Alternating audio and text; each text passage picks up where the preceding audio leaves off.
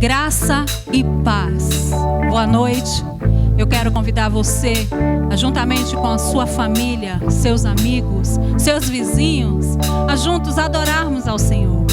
Que possamos viver nessa noite a plenitude de Salmo 133. Estamos aqui em coletividade para demonstrar um pouco do que vamos viver no céu, que é quão bom e quão suave que os irmãos vivam em união. Aleluia, vamos adorar o Senhor. Amém? Glória a Deus.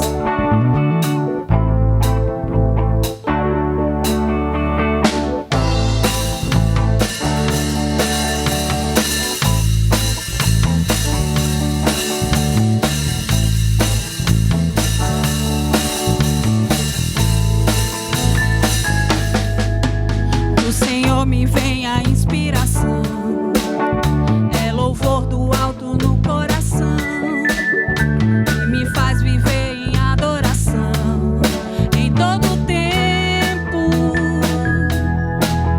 Da palavra vem a revelação, que me faz viver em comunhão, em minha alma uma nova canção em todo tempo. Tu és meu Deus, te louvo, és meu Deus, te amo. A cada dia entoarei um cântico novo. Tu és meu Rei, Jesus, com gratidão eu canto. O meu louvor virá de ti na congregação.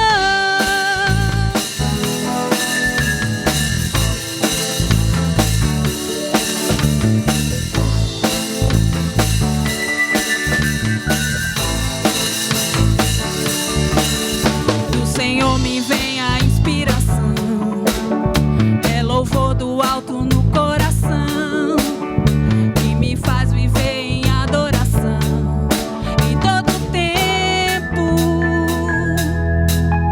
Da palavra vem a revelação, que me faz viver em comunhão, em minha alma uma nova canção em todo tempo. Tu és meu Deus, te louvo, és meu Deus, te amo. A cada dia entoarei um cântico novo. Tu és meu Rei, Jesus, com gratidão eu canto. O meu louvor virá de ti na congregação. Tu és meu Deus, te louvo, és meu Deus, te amo. A cada dia entoarei um cântico novo. Tu és meu Rei, Jesus, com gratidão eu canto. O meu louvor virá de ti na congregação. O meu louvor virá de ti na congregação.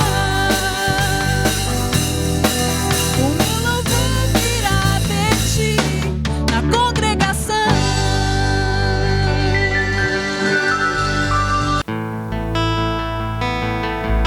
Aleluia.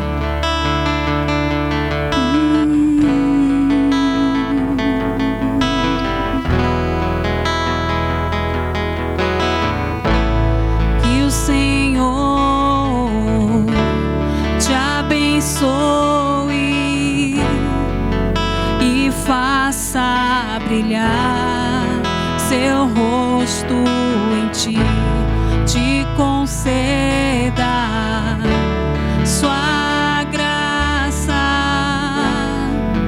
e te dê paz.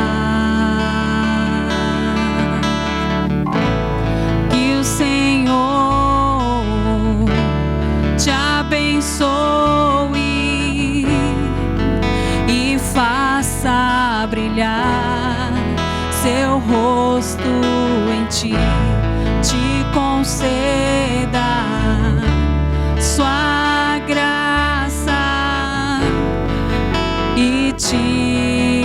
ter paz.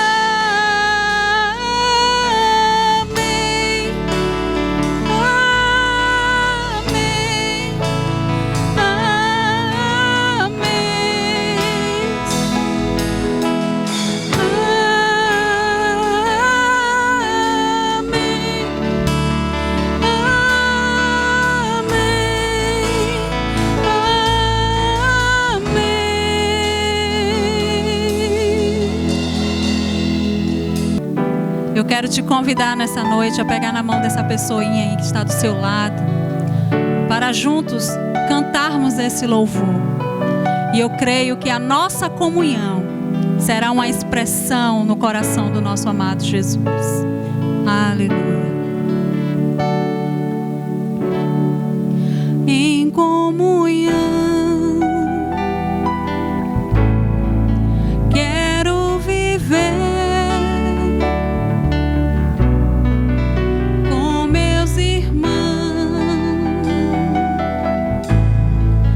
Diante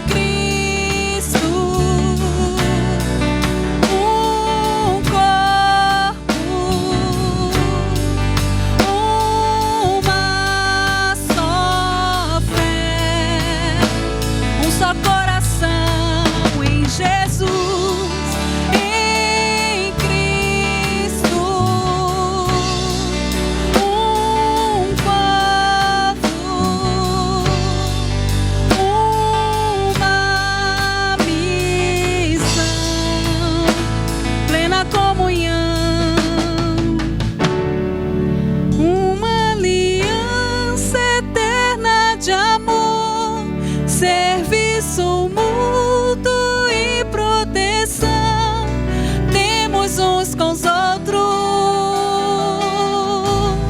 por meio de Cristo.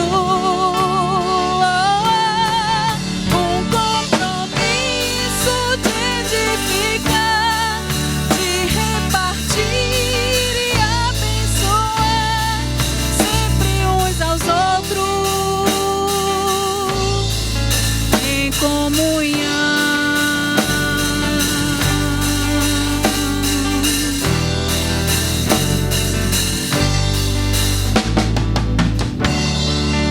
Aleluia! Glória a Deus!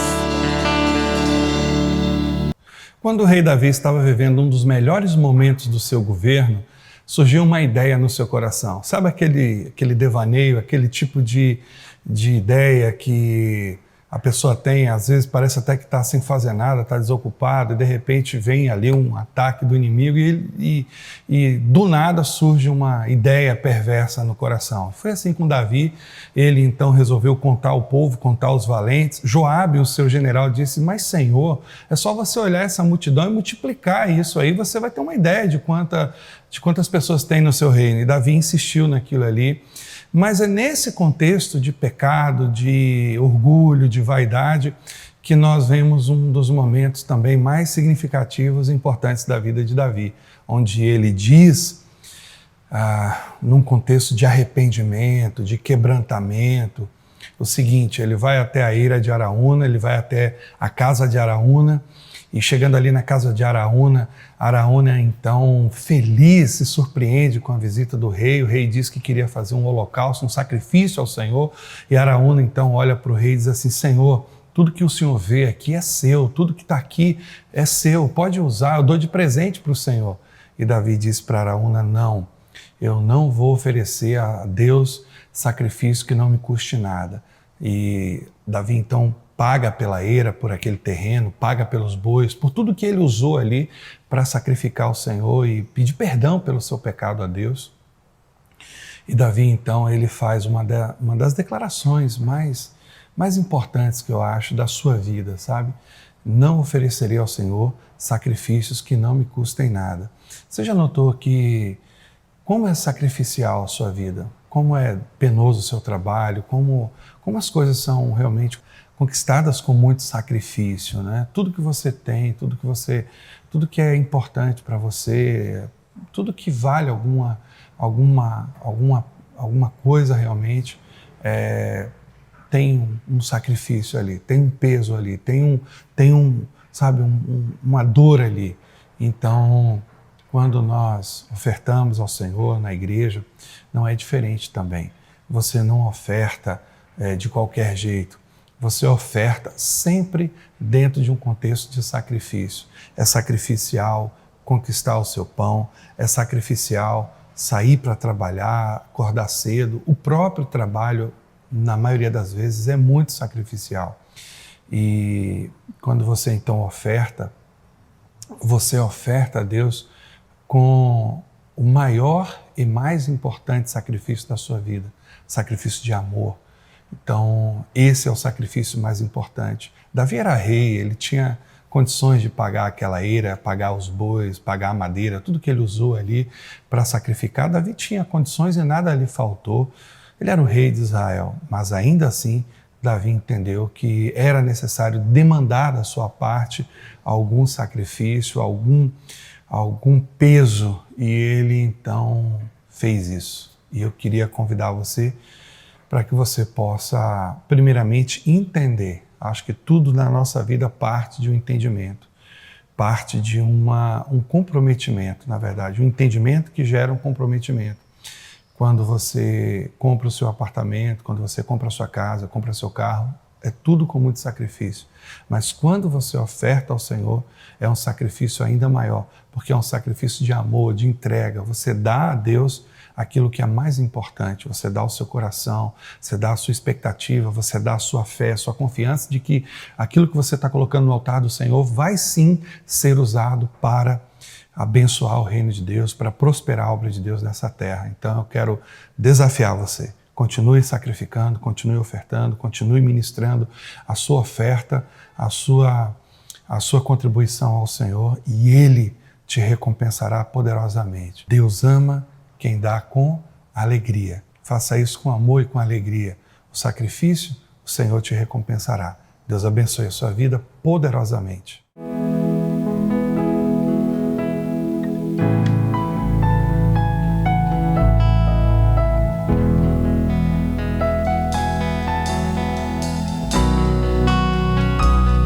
Deus me deu tudo, me deu seu filho.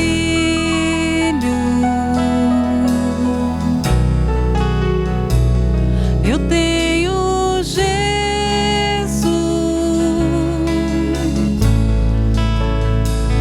em minha vida.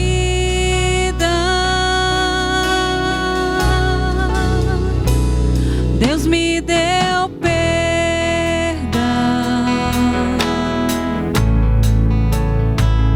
deu vida eterna.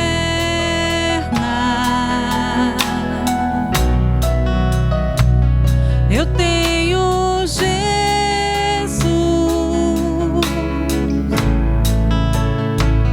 em minha vida. Eu tenho Cristo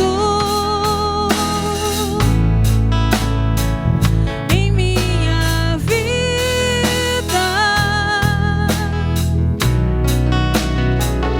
Eu tenho tudo, nada me falta.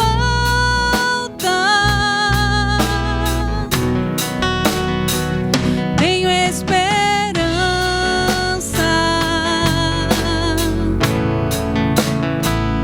tenho tesouro.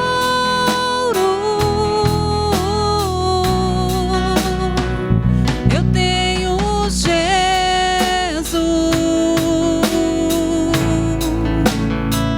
nada me falta.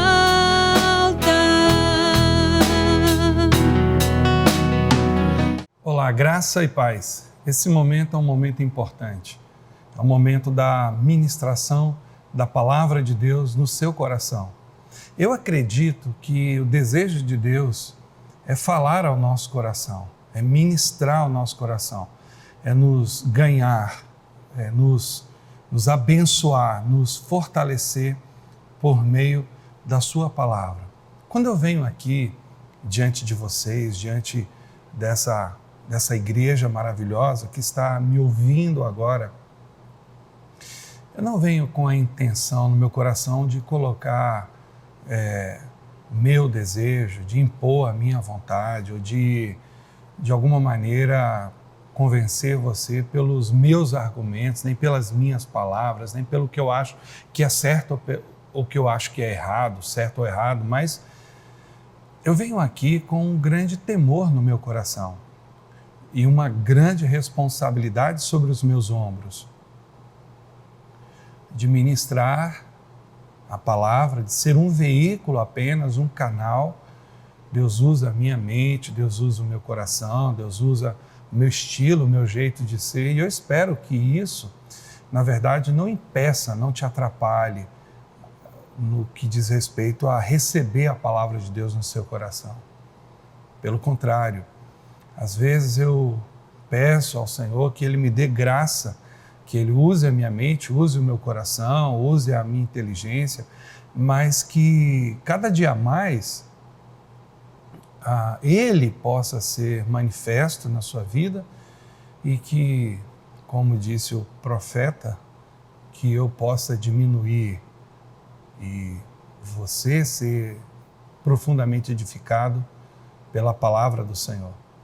Esse é o desejo do meu coração nessa noite. Então eu quero convidar você para que nós possamos orar juntos e no mesmo propósito, na mesma fé, na mesma unidade, pedir ao Senhor que a palavra dele reine sobre o nosso coração de uma forma plena, de uma forma total, que Deus possa dominar esse momento de uma forma tão grande que você não perca nada da palavra de Deus, mas que ela possa entrar, penetrar no mais profundo do seu ser, tirando escamas dos seus olhos, te dando direção, visão, discernimento espiritual daquilo que você precisa ter para que você seja um cristão bem parecido com Jesus. Nosso alvo é esse. Vamos orar. Pai, em nome de Jesus, muito obrigado, Senhor, pela Tua grande graça e misericórdia derramados sobre nós. Cada dia que passa, o fato de podermos respirar, o fato de podermos viver no meio da nossa família, no meio dos nossos irmãos, da nossa parentela, isso tudo é um grande privilégio, nós somos muito gratos ao Senhor. Cada dia que passa, as notícias são muito preocupantes. São notícias que podem trazer medo ao nosso coração, notícias de pessoas que estão doentes, de pessoas que estão a cada dia mais padecendo, sofrendo. E eu peço ao Senhor nessa noite que o Senhor nos dê fortalecimento, discernimento, sabedoria nesses dias. É o que nós precisamos, saúde, sabedoria, entendimento das coisas, para que a gente possa caminhar e andar dentro do teu desejo, da tua palavra, da direção do Senhor. Não permita que o nosso coração se incline nem para a direita, nem para a esquerda, mas que nós possamos andar em equilíbrio na tua presença e ouvindo a sua voz em todo o tempo. É essa voz que é para nós a saída, a luz no fim do túnel de todas as dúvidas, de todas as dificuldades, de todos os temores e preocupações. Nós possamos ouvir a tua voz e que essa voz possa edificar e fortalecer o nosso coração nessa noite e durante toda a nossa vida nessa terra. Em nome de Jesus. Amém. Eu queria convidar você para abrir a sua Bíblia no livro de Josué. Josué, no capítulo 9, nós vamos encontrar um momento na liderança de Josué que Deus vai falar ao nosso coração e vai ministrar ao nosso coração de maneira que nós vamos aprender agora com uma falha, com um erro de Josué. E a conquista da terra prometida por Josué e por todo aquele povo como promessa de Deus, provavelmente é o evento histórico mais importante do Antigo Testamento. Porque Deus tira o povo do Egito, leva esse povo para o deserto. No deserto eles duvidam do Senhor, eles amaldiçoam o Senhor, eles fazem tudo aquilo que nós já ouvimos nas pregações passadas e foram infiéis, incrédulos e tudo que nós já sabemos. Mas Deus levanta um novo povo. Um novo povo entrou na Terra Prometida. Que povo foi esse? Foram os filhos daquela geração que duvidou, que descreu do Senhor. Então, aqueles meninos, aqueles jovens de 20 anos para baixo, então, todos os que estavam de 20 anos para baixo entraram na Terra Prometida. E como é que eles entraram na Terra Prometida? Eles entraram sob a liderança de Josué. Então Deus levanta um novo líder, Moisés já passou, aquela geração que descreu no Senhor já passou, apenas dois homens e com toda aquela geração de jovens entram na Terra Prometida. Dos antigos, apenas dois, Josué, que é agora o líder do povo, e Calebe. Então, foram os que creram, na verdade, na palavra do Senhor. Por isso eles, juntamente com toda essa geração de jovens, mais de 600 mil pessoas, provavelmente mais de 1 milhão de pessoas. Então agora eles entram na Terra Prometida, ganham batalhas importantes, conquistam Jericó, conquistam Ai, e agora no capítulo 9 nós encontramos um momento, uma uma falha, uma dificuldade, e essa dificuldade tem um aspecto espiritual muito importante hoje para nós. Na verdade, essa falha de Josué, esse vacilo que Josué cometeu, traz para nós hoje um ensino importante, e nós então temos a palavra de Deus, graças a Deus, temos a palavra de Deus como essa bússola, né? Esse manual para que nós não venhamos a errar de novo. Então eu queria ler com você, Josué capítulo 9, diz assim: E sucedeu que, ouvindo isto, todos os reis que estavam aquém do Jordão, nas montanhas, nas campinas, em toda a costa do grande mar, em frente ao Líbano, os heteus, os amorreus, os cananeus, os perezeus, os heveus e os jebuseus, se ajuntaram eles de comum acordo para pelejar contra Josué e contra Israel. Os moradores de Gibeon, ou Gibeon, ouvindo o que Josué fizera com Jericó e com Ai, usaram de astúcia e foram e se fingiram embaixadores, e levando sacos velhos sobre os seus jumentos e odres de vinho velhos e rotos e remendados, e nos seus pés sandálias, sapatos velhos e remendados, e roupas velhas sobre si, e todo o pão que traziam para o caminho era seco e bolorento. E vieram a Josué, ao arraial, a Gilgal, e disseram a ele e aos homens de Israel: Viemos de uma terra distante. Fazei, pois, agora acordo conosco. E os homens de Israel responderam aos heveus: Talvez habitais no meio de nós. Como, pois, faremos acordo convosco? Então disseram a Josué: Nós somos teus servos. E disse-lhe Josué: Quem sois vós e de onde vindes? E responderam: Teus servos vieram de uma terra muito distante, por causa do nome do Senhor teu Deus, porquanto ouvimos a sua fama e tudo quanto fez no Egito.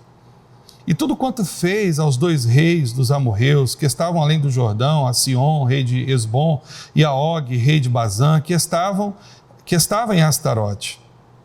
Por isso nossos anciãos e todos os moradores da nossa terra nos falaram, dizendo: Tomai em vossas mãos provisão para o caminho, e ide-lhes ao encontro, dizei-lhes: Nós somos vossos servos, fazei, pois, agora acordo conosco.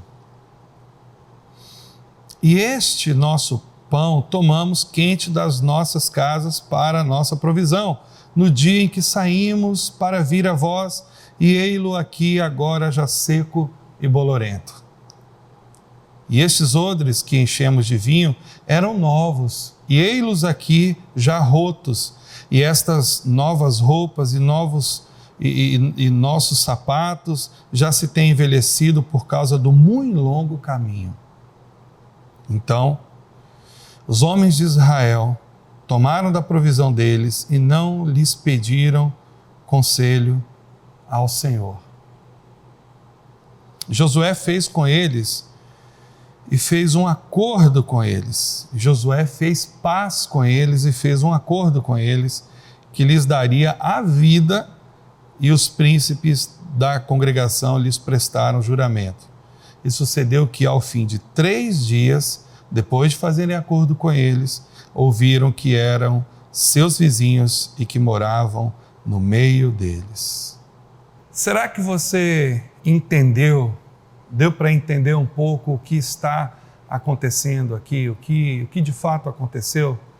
Então, em que sentido nós podemos aprender lições importantes, poderosas para o nosso coração, apenas ouvindo um texto de um momento de engano, de astúcia como esse? Em que aspecto a palavra de Deus pode valer no nosso coração de uma forma que nós sejamos edificados, abençoados, instruídos por ela? Então, tudo que foi escrito na palavra de Deus foi escrito para o nosso conselho, foi escrito para o nosso bem, foi escrito para a nossa edificação. Tudo que foi escrito porque Deus tinha uma intenção no seu coração de nos instruir, nos redarguir, nos ensinar, nos dar todas as ferramentas, todas as orientações necessárias para que a gente pudesse realmente tomar as melhores decisões, seguir o melhor caminho, ouvir a voz do Senhor, adorá-lo de uma forma mais adequada, de uma forma mais precisa. Então, o que está acontecendo é o seguinte: Josué e todo Israel começam a ganhar espaço, ganhar terreno na terra prometida. E como nós ouvimos, vários reis se associaram num acordo, num comum acordo, né? As nações se uniram para pelejar contra o povo de Israel.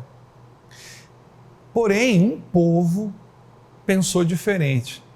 Um povo, na verdade, entendeu o seguinte: se Josué e Israel venceram cidades fortificadas como Jericó, atravessaram, saíram do Egito, de uma nação poderosa, era uma nação grandiosa, era uma nação, naquela época, né, uma nação que dominava, que era muito temida, conhecida.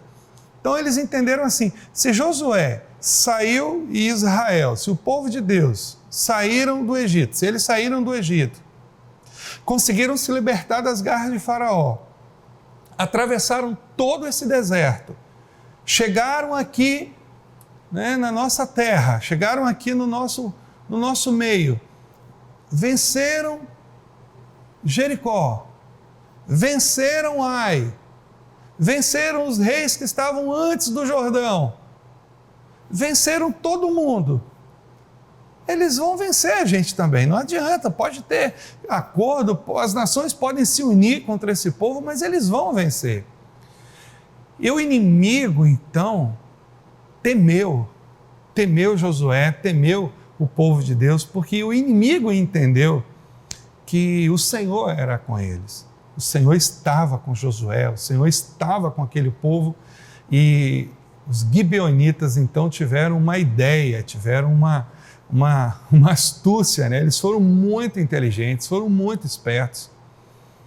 E isso fala para nós dessa capacidade do inimigo de enganar, de convencer. Você pode ser uma pessoa espiritualmente dotada, você pode ser uma pessoa madura na fé, você pode ser uma pessoa que tem, sabe, uma jornada de vida cristã, que já viu muita coisa no meio da igreja. Você pode ser uma pessoa que tem um conhecimento teológico muito grande, você pode já ter ouvido muitas pregações, bons pregadores, você pode ter, sabe, uma base bíblica, uma biblioteca maravilhosa na sua casa, uma biblioteca cristã maravilhosa, você pode, sabe, ouvir pessoas que têm, assim, uma graça, um conhecimento da palavra de Deus muito grande, mas tem algo a mais que a gente precisa aprender nesse livro de Josué, e que é uma chave, é um segredo importante, é uma chave espiritual para que a gente possa avançar um pouco mais. A vida cristã, ela é uma vida de avanços, é uma vida de crescimento. A própria história da peregrinação do povo no deserto e a chegada na terra prometida, na terra Canaã, é um rudimento, na verdade, da nossa vida espiritual aqui nessa terra. Desde quando nós nascemos, crescemos, nos convertemos e passamos a caminhar a vida cristã, a andar na vida cristã, a viver a vida cristã nesse tempo, nós também estamos numa jornada nesse deserto que chamamos de mundo. E assim como eles tiveram inimigos, nós temos também os nossos inimigos, a carne, o mundo, o diabo, sabe, o nosso coração enganoso. Eu acho até que o nosso coração enganoso é o inimigo mais perigoso que nós temos, porque é o inimigo que está dentro de nós, é o inimigo íntimo que está dentro de nós, e ele então precisa ser abatido todos os dias. A conversão, a regeneração é o processo pelo qual Deus então vai amassando, vai derrotando esse inimigo íntimo que existe dentro de nós, a velha natureza, que é revolvida por meio da regeneração, do novo coração. Então, quando nós temos essa experiência maravilhosa com Deus, quando nós temos essa essa graça, sabe, de encontrar o Senhor no meio do caminho e permitir que o Espírito Santo, então, faça morada dentro de nós e a gente, então, receba dons, recursos espirituais. Isso é uma simbologia muito grande da vida de Josué com aquele povo no deserto. É o que está acontecendo conosco também. Assim como Josué e Israel estavam pelejando para entrar na Terra Prometida, nós também hoje estamos pelejando, lutando com armas espirituais, assim como eles também, lutando para que a gente possa entrar na Terra Prometida também, para que a gente possa, então, avançar, para que a gente possa conquistar a Canaã celestial. Então, quando eu penso que esses dois aspectos da vida cristã são importantíssimos para nós, e eu percebo que, da mesma forma que eles passaram muitas dificuldades, nós também enfrentamos muitas dificuldades com o inimigo da nossa alma. Satanás, o diabo, ele é o nosso adversário. A Bíblia diz que nós temos um inimigo, um adversário. E ele é astuto, ele é habilidoso, sabe? Esse inimigo, ele sabe os nossos pontos fortes, ele sabe os nossos pontos fracos. E é interessante que muita gente se permite, muitas vezes, se abre, né, como a gente gosta de dizer, assim, abre a guarda, abre a brecha, e o inimigo, então, ele acaba encontrando um lugar, ali, Efésios diz, não deis lugar ao diabo, porque o diabo, quando o inimigo entra, ele entra para cumprir o que está em João 10:10, né? O diabo, o ladrão, no caso ali, né, que é o diabo, vem senão para roubar, matar e destruir. Roubar a palavra de Deus, matar a nossa fé e destruir a nossa vida espiritual. Esse é o propósito do inimigo. No entanto, nós precisamos também guardar com muita propriedade a segunda parte desse versículo. Jesus dizendo, eu vim para que tenham vida e a tenham em abundância. Se é verdade que o diabo veio com um propósito maligno de roubar, matar e destruir, no entanto, o nosso mestre amado veio para nos dar vida e vida em abundância. Então nós temos esse grande privilégio de vivermos nesse tempo as mesmas lutas e as mesmas dificuldades que o povo de Deus viveu no deserto. Talvez seja por isso que Deus tenha colocado no meu coração esse desejo de estar ministrando na sua vida esse mês inteiro, mais de um mês que eu venho falando sobre Josué, venho falando sobre essas conquistas, essas batalhas, venho falando sobre fortalecimento e tudo aquilo que envolve as guerras que fazem parte da vida espiritual. Então, note que o inimigo, ele arranja uma maneira, uma forma de enganar Josué. E o que eles fazem? Os vizinhos ali de Josué, temendo a força de Israel, o poder de Israel, do povo de Deus, temendo talvez até muito mais o que estava com Israel do que o próprio povo, né? A presença de Deus, porque eles ouviram a todo instante, eles estavam ouvindo que o Senhor, que o Deus daquele povo que estava entrando naquela terra, que estava chegando ali, era o Deus verdadeiro, porque o Deus abriu o Mar Vermelho, o Deus fez com que eles derrotassem reis poderosos, o Deus fez com que eles saíssem do Egito, o Deus que enviou as pragas para o Egito e poupou aquele povo. Então eles ouviram essas histórias. Não tinha WhatsApp, não tinha internet naquela época, mas tinha mensageiros também. A informação sempre foi um recurso poderoso em tempos de guerra, né? Em tempos de peleja. Em todo momento a informação é sempre um recurso poderoso, e eles tinham espiões, eles tinham os mensageiros que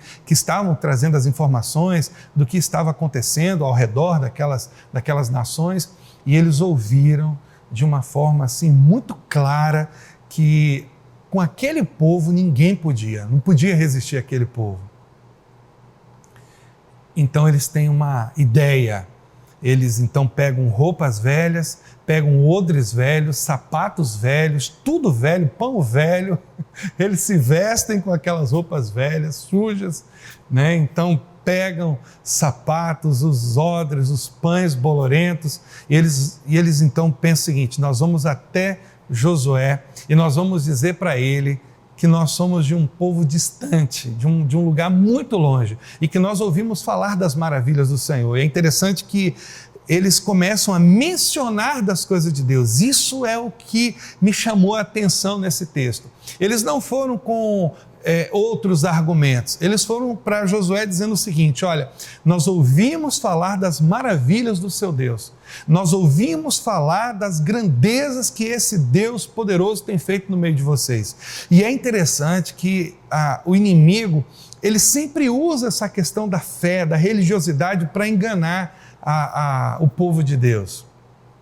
E eles então chegam diante de Josué, Josué fica na dúvida, Josué desconfia, né, da história daqueles homens, e eles dizem, Josué diz assim, vocês são do nosso meio, vocês são daqui, e eles não, olha para nossas roupas, olha para os nossos odres, quando a gente saiu de lá, isso aqui estava tudo novo, esses pães nem estavam quentinhos, estava tudo fresquinho, olha os nossos sapatos, nossas roupas, tudo velho, tudo acabado, a gente vem de muito longe.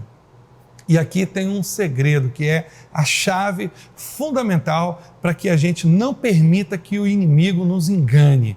É um segredo, é uma chave, sabe? É um elemento importante na vida cristã. E não importa quanto tempo, quanta experiência, qual é a sua bagagem, qual é a sua denominação cristã, não importa, sabe, o seu nível de fé, não importa se sua biblioteca é gigantesca, não importa se você lê muito, não importa se você ouve muitos pregadores bons, não importa se você é um adorador, se você quando chega na igreja se derrama aos pés do Senhor, não importa se você tem um coração quebrantado ao ponto de você, quando você está no meio de seus irmãos, você sente aquela presença de Deus poderosa, então você se alegra e tal, não importa, sabe, quantos anos você tenha de vida cristã, se você não entender, não compreender aonde Josué falhou.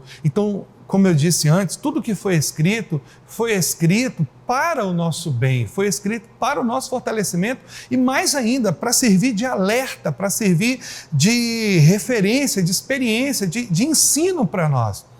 E algo interessante aconteceu aqui, na verdade uma falha de Josué, quando eles se apresentam com essa história, quando eles contam a história, quando eles mostram, sabe, as evidências daquilo que eles estão falando, os pães bolorentos, os odres velhos, os sapatos velhos, as roupas já rasgadas e tal, quando eles mostram todas essas coisas, Josué se deixa convencer por esses argumentos e Josué comete uma falha que nós precisamos entender, a astúcia, sabe, o engano do inimigo. Josué não consulta o Senhor. O texto diz que Josué não buscou o Senhor, Josué não consultou o Senhor.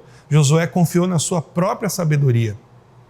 E isso é um perigo muito grande, porque por mais que Josué já tenha alguma experiência, sabe, no campo de batalha, de ouvir a voz de Deus até, por mais que Josué tivesse, acho que o termo até melhor é esse, por mais que Josué tivesse alguma experiência já de guerra, de ouvir o Senhor, de caminhar, de vencer, de pelejar e vencer, nós não podemos confiar nos nossos instintos quando nós estamos diante de situações que nós não conhecemos. Nós não podemos fazer alianças, essa é a chave, esse é o segredo de uma vida cristã poderosa e bem-sucedida. Nós não podemos fazer aliança simplesmente porque nós achamos e confiamos nos nossos instintos, nós ouvimos alguma história interessante, nós ouvimos alguém falando em nome do Senhor, nós ouvimos alguém pronunciar o nome do Senhor, nós temos que tomar muito cuidado com as alianças que nós fazemos. E aqui eu quero abrir um parênteses importante.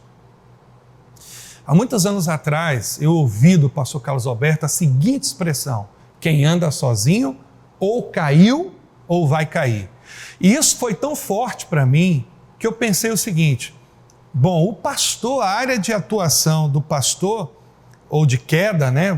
Eu acho que o que eu quero dizer é exatamente isso. A área que o pastor cai é basicamente 3. Eu vi isso lá atrás no seminário. Lá desde o seminário, os professores diziam o seguinte: olha, muito cuidado, porque no ministério vocês vão enfrentar 3 barras. A barra da saia, está falando do sexo oposto, da mulher, né? Das tentações da vida sexual, da carne, do sexo oposto.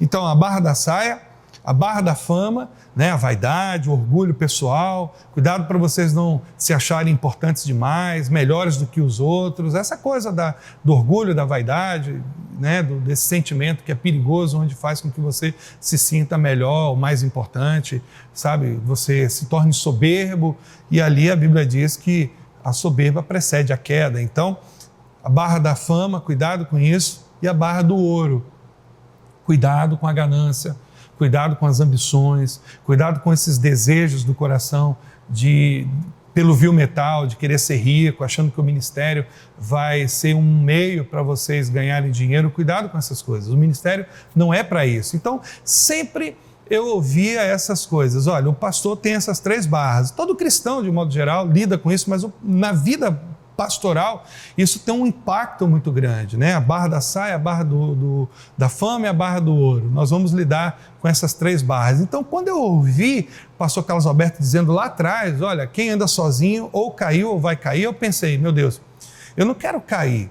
Eu não quero ser motivo de vergonha para minha esposa, para os meus filhos, eu não quero me envolver com uma mulher estranha, eu não quero dar o meu coração, o meu corpo, eu não quero ter relações promíscuas com outra pessoa e trazer dor, angústia, quebrar, sabe, a minha relação com a minha esposa. Eu não quero ofender, machucar, e não somente ela, mas eu acho que quando um pastor cai, ele acaba ferindo, quebrando, machucando muita gente, não só a esposa, a família, mas amigos, a igreja. Quantas pessoas, né, são feridas, são machucadas, quantas pessoas elas perdem a alegria de congregar, elas perdem o amor pelo pastor quando ele cai, quando ele se torna alvo de escândalo, de tropeço, de vergonha para as pessoas. Eu pensei, longe de mim, eu não quero isso. Eu não quero isso, eu não quero cair. Eu não quero trazer escândalo para vocês, para os meus irmãos. Eu não quero andar sozinho. Eu quero ter alguém que diga para mim em algum momento, você está errado, Paulo. Você não pode fazer isso. Paulo, cuidado com o seu coração aqui. Paulo, olha, não entre nesse negócio, não faça isso. Paulo, cuidado com esses sentimentos, cuidado com esses desejos. Paulo, cuidado com essas amizades, cuidado com essas relações. Paulo, cuidado com essas interpretações da Bíblia, cuidado com essas teorias, cuidado com esses ensinos, sabe? Essas coisas que a gente, quando tem um amigo de verdade, fala pra gente. Eu não queria cair. Então, eu quero dizer para os irmãos o seguinte: quando eu ouvi isso teve um impacto tão forte no meu coração que eu pensei o seguinte: eu preciso andar com alguém, eu preciso levar esse povo que está comigo a um nível de segurança espiritual. Eu não posso andar sozinho. Sozinho eu sou vulnerável. Sozinho eu vou lidar com tentações, com perigos. Sozinho. E eu posso ser um alvo fácil, uma presa fácil, sabe? Eu posso ser fragilizado ao longo do tempo. Eu vou andar com alguém. Eu vou me aproximar a alguém. E aí eu fui buscando alguns amigos, algumas pessoas. De repente eu conheci então o pastor Carlos Alberto, a Comunidade da Graça. E eu pensei comigo, eu não posso me associar a essa igreja sem antes conhecer, sem antes saber aonde eu estou andando, sem antes conhecer as pessoas e o caráter dessas pessoas. E para minha grata surpresa, eu pude ir para São Paulo, conhecer de perto os pastores que estavam andando com o pastor Carlos Alberto, pastores que estavam andando com ele há 30, 20, 40, 50 anos. E cada um daqueles pastores que eu conhecia dizia para mim, olha, Paulo, eu estou andando com o pastor Carlos Alberto há 20 anos, há 30 anos. Outro dizia há 40 anos e até outros mais antigos ainda.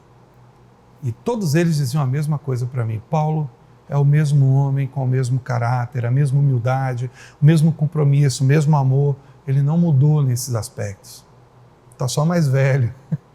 Está só mais experiente, mas não mudou o seu caráter, não mudou a sua visão, não mudou a sua paixão pelas coisas de Deus. Está um homem melhor. Então, quando eu pude conhecer e ter certeza que aquele ambiente era um ambiente que ia fazer bem para mim, então eu disse, é aqui que eu quero me ancorar, é aqui que eu quero me amparar, é aqui que eu quero ter relacionamentos fortes, verdadeiros. Sabe por quê, amados? O pastor, ele é um ser solitário às vezes, ele não tem amigos, ele não tem relacionamentos verdadeiros. O pastor, muitas vezes, ele sobe num patamar, num estilo de vida que ele pensa o seguinte, se as pessoas conhecerem as minhas fragilidades, os meus problemas, as minhas dificuldades, eles não vão gostar de mim. Isso é um grande engano, uma grande mentira de Satanás.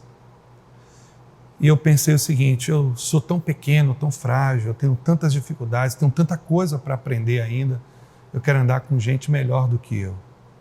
E eu fui para São Paulo, conheci a Comunidade da Graça e me associei e levei vocês, a igreja, a um nível de relacionamento, de amor e de proteção com essa igreja tão séria, tão amada, que nesse ano fez 42 anos de existência. Por que eu estou colocando tudo isso?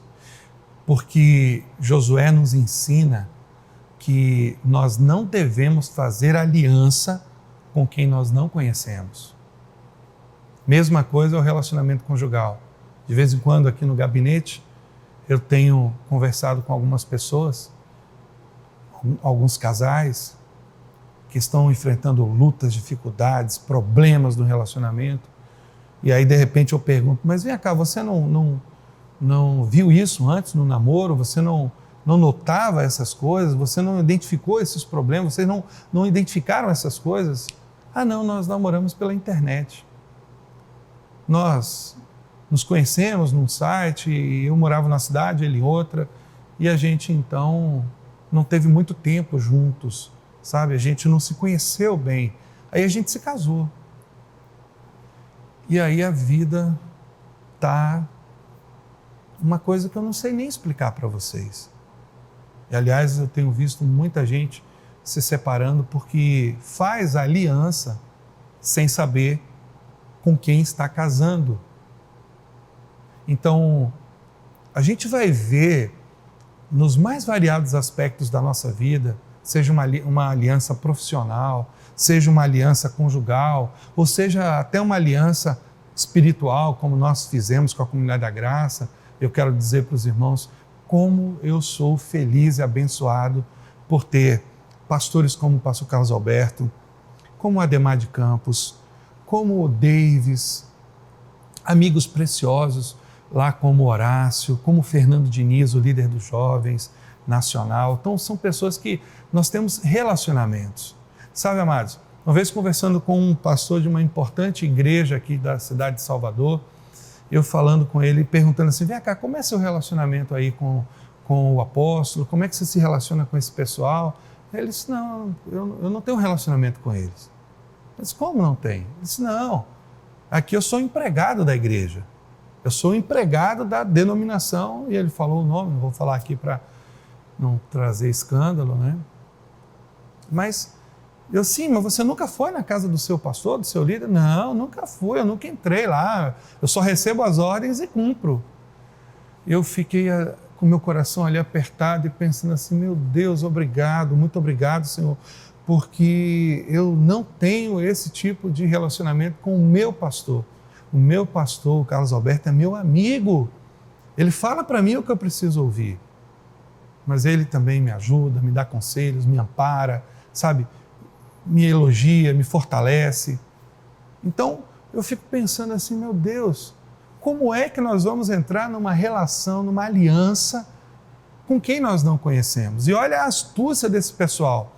Eles vêm com uma roupagem, não é? Uma vestimenta completamente convincente. Porque eles se trajaram, né? Com roupas velhas, com sapatos velhos, com tudo velho e com uma linguagem completamente nova. O Senhor Porque nós estamos ouvindo que o Senhor, que o Deus de Israel, porque o Deus, e eles vêm com essa habilidade, sabe, falando em nome de Deus, e orando, e exaltando, né, o Senhor, e com uma linguagem completamente conhecida de Josué e do povo. E por isso Josué caiu na cilada, na astúcia dos gibeonitas, e fez aliança com eles, ao ponto de Josué prometer a própria vida para aquele povo. Que loucura, parecia o voto tolo de Jefté, né? Então, e mais que isso até, essa aliança que Josué fez com os gibeonitas foi algo tão sério, mas foi algo tão importante, que lá em 2 Samuel, no capítulo 21, houve uma fome na terra. Houve uma fome terrível na terra. 3 anos de fome, sabe ali, ó, fome pegado na terra. E Davi então teve um insight, um estalo, ele disse, espera aí, tem alguma coisa errada aqui. E a Bíblia diz que Davi foi consultar o Senhor, porque aquela fome tão implacável, aquela fome tão dura, aquela fome tão, sabe, tão miserável mesmo, estava aplacando, se abatendo sobre eles. E o Senhor diz a Davi o seguinte, olha, essa fome é porque a casa de Saul, a casa sanguinária de Saul, matou os gibeonitas. E Davi então se assusta com essa declaração de Deus, e ele vai até os gibeonitas, e os gibeonitas dizem, olha, a nossa demanda com a casa de Saul não é nem com prata, nem com ouro, não é nada disso, porque Josué lá atrás havia feito um pacto, uma aliança com os gibeonitas, de protegê-los. E agora a casa de Saul havia matado os gibeonitas, uma parte do povo. Então uma fome se abateu sobre a terra. E a história diz que Davi então pega 7 filhos de Saul e dá esses 7 filhos de Saul. Então, porque houve esse ato de Davi, essa preocupação de Davi de saber por que aquilo estava acontecendo, Davi então tira da terra, tira do povo aquele furor, aquela ira de Deus.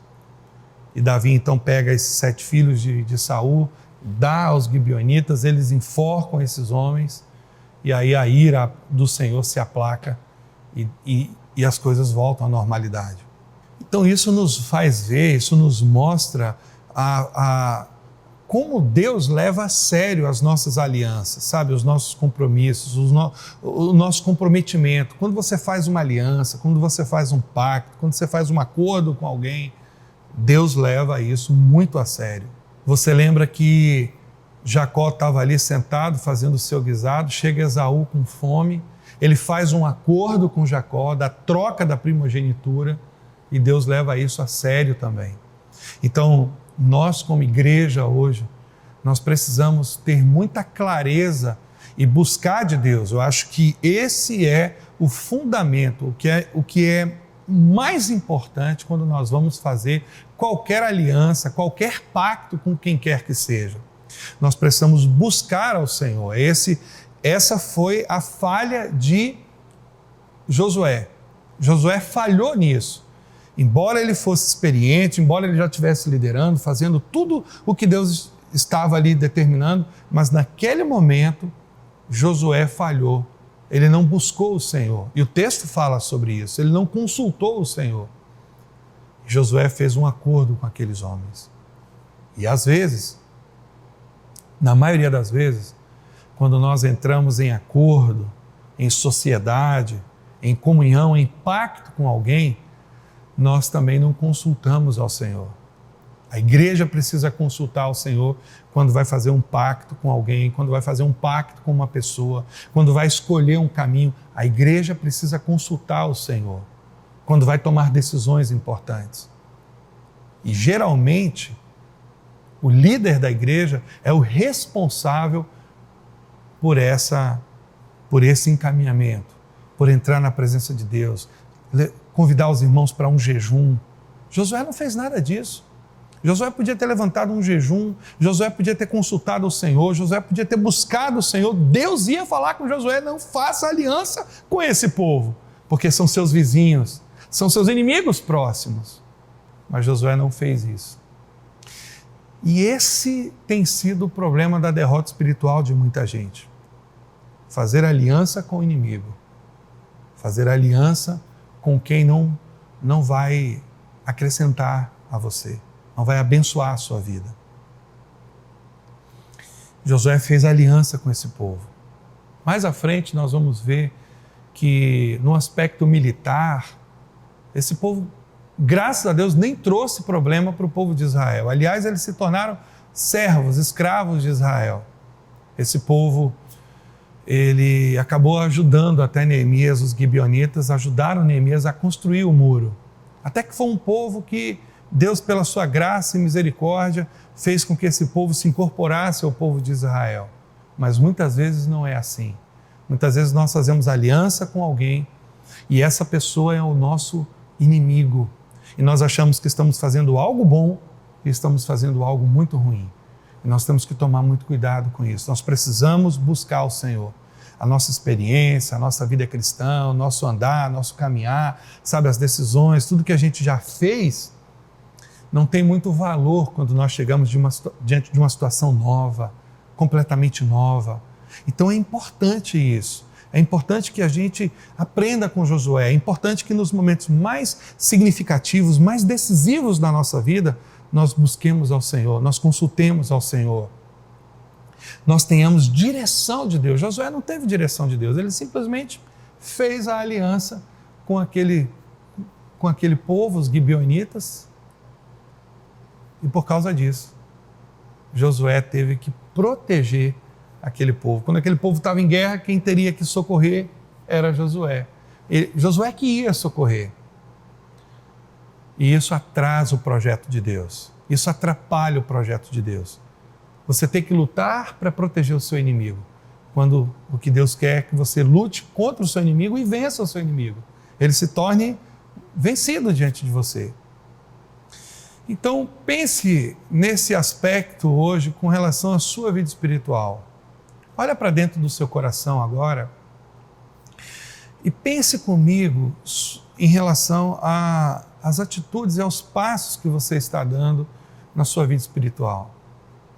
Você tem conseguido buscar ao Senhor, buscar a Deus, buscar o Pai Celestial para tomar as decisões importantes com base na voz de Deus, na direção de Deus, na palavra de Deus, ou você tem seguido os instintos do seu coração, você tem seguido a sua experiência, ou você tem seguido o que o vizinho está falando, o que as outras pessoas estão dizendo, o que de repente alguma influência que você recebe, né? O que você tem, qual é a voz que você ouve para que você possa fazer alianças importantes, para que você possa defender, para que você possa, sabe, sair em luta, né, por aquela pessoa. Quem é que você está ouvindo? Quem é que você está consultando? Quem é que está dizendo para você, faça, caminhe, avance? Quem é que está marcando a sua vida? Quem é que está pontuando na sua vida? Quem é que está influenciando você? É a palavra de Deus? É o Senhor? É a direção, é a voz de Deus? Ou são as vozes deste mundo? Porque quando nós ouvimos a voz do Senhor, nós não fazemos aliança com o inimigo. Nós não apoiamos o inimigo. Nós não nos envolvemos com o inimigo. Nós não perdemos tempo, sabe, lutando em prol do inimigo. Então a minha palavra nessa noite para você é muito nesse sentido, sabe, de você perceber a vida de Josué e mesmo vendo ali diante de você um homem experiente, que já tinha conquistado batalhas importantes, Josué falhou num aspecto fundamental e por causa disso o inimigo entrou no meio de Israel. E às vezes o inimigo está entrando na nossa vida, na nossa casa, na nossa família, porque nós estamos fazendo acordos que o Senhor não está abençoando, que o Senhor não está aprovando. É muito importante, amado, que você tenha a direção de Deus, o discernimento de Deus. É muito importante que você tenha, sabe, a chancela, o aval, a direção de Deus, o sim de Deus, para que você possa fazer acordos e esses acordos vão abençoar a sua vida. Toda vez que você faz um pacto, um acordo, uma aliança com alguém que Deus abençoa, Deus direciona, Deus diz sim, esse acordo é para abençoar você e sua família de uma forma grandiosa. Eu não tenho dúvidas disso. Eu não tenho dúvidas de que quando nós acordamos, quando nós nos aliançamos, quando nós fazemos pactos com pessoas ou com aquilo que o Senhor abençoa, a nossa vida há de prosperar e crescer e nós vamos ser uma bênção nessa terra. Então, fica para você nessa noite, fica para nós nessa noite essa palavra de ensino, de alerta. Sabe, às vezes os nossos inimigos estão ao redor de nós, estão vendo as coisas maravilhosas e grandiosas que Deus está fazendo na nossa vida, no nosso contexto como igreja, como família, como nação. E às vezes o inimigo ele tem uma astúcia, ele tem uma habilidade de entrar e de nos enganar. Mas se nós ouvirmos a voz de Deus, nós prevaleceremos e todo o engano do inimigo cairá por terra em nome de Jesus. Deus abençoe a sua vida, eu quero orar por você nessa hora.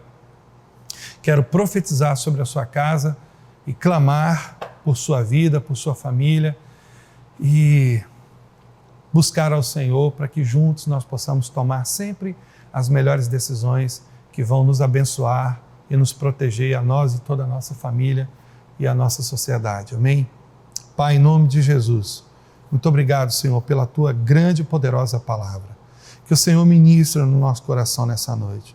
Que nós possamos aprender com Josué, aprender a ouvir a sua voz, nos momentos importantes, decisivos, nos momentos mais significativos da nossa vida, que nós não nos enganemos com a aparência, com o discurso, que nós não nos enganemos com o trejeito, com as habilidades, nem com a astúcia do inimigo, mas que nós possamos nos voltar para o Senhor e nós possamos tirar o olhar, o foco, sabe, fechar os nossos ouvidos para o inimigo e ouvir a sua voz, porque certamente receberemos consolo, direção, ensino, receberemos a palavra do Senhor para o nosso coração, para tomarmos sempre as melhores decisões e fazermos sempre os melhores acordos que resultarão em bênção e prosperidade para nós e para toda a nossa vida, para a nossa família, para a nossa casa, para a nossa sociedade. Nós oramos ao Senhor, pedimos ao Senhor nessa noite que o Senhor traga para o nosso coração a tua palavra, o teu discernimento, que nós possamos discernir, Senhor, quem é o inimigo e quem são aqueles que nós devemos nos acordar, aqueles que nós devemos, ó Deus, fazer alianças. Que seja assim, meu Pai Celestial, em nome de Jesus. Amém, amém e amém. Semana de prosperidade e paz para você e para toda a sua casa, em nome de Jesus. Beijos. Digno é o Cordeiro que foi morto, santo, santo ele é. Um novo cântico ao que se assenta sobre o trono do céu.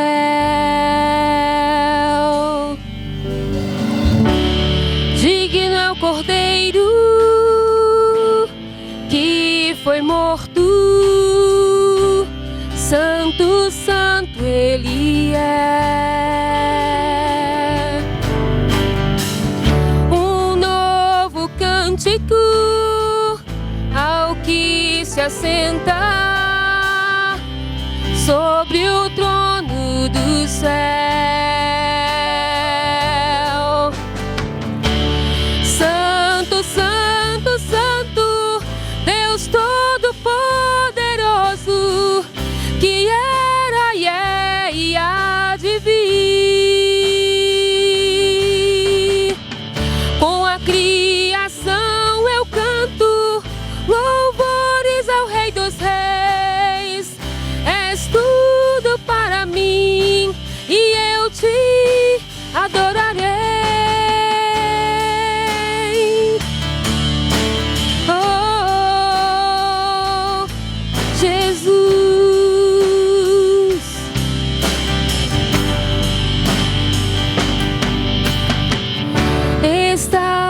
vestido do arco-íris, sons de trovão, luzes, relâmpagos, louvores, honra e glória, força, poder para sempre, ao único Rei eternamente.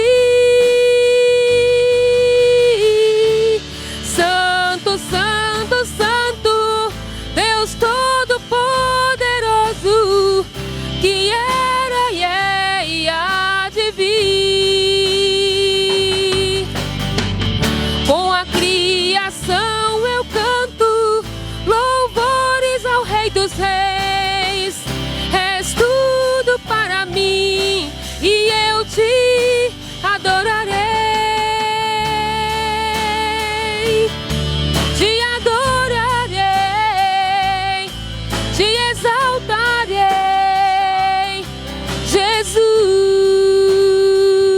Jesus. Maravilhado e extasiado eu fico ao ouvir teu nome.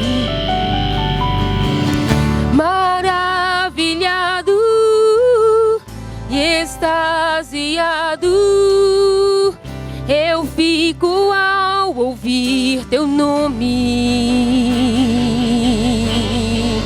Maravilhado e extasiado eu fico ao ouvir teu nome.